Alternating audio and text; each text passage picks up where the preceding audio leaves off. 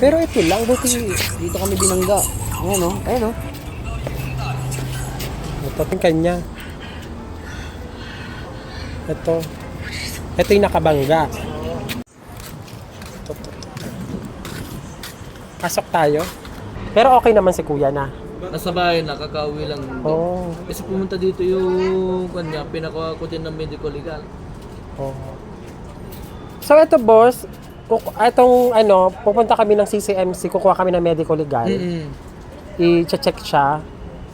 Hindi, meron na yan. Kasi, Meron na. Kumbaga, meron na. Kukunin na lang. Medical, ipakita nyo lang yan. Kuha lang kami ng medical. Ano. okay. Tapos babalik dito. Kasama si Ma'am na nangyari. Oo. Oo. Kuha din ng medical para makapagsalaysay siya. Oo. Kasi babalik kayo dito. So, siya, wala siya. May ganito ka ba, nak? Wala. Pero nagpa-medical ka daw?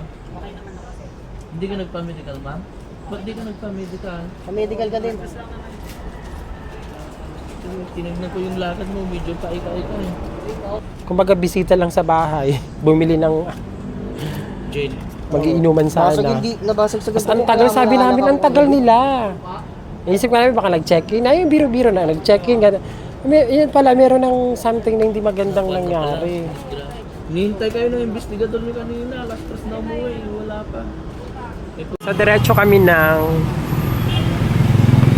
Caloocan City Medical Center. So, nag-usap kayo, magpakumbaba ka ha. Oo, yun lang ang gagawin mo. Lahat ng pwedeng ano. Yung pa lang sa ospital, humingi ng basing ko.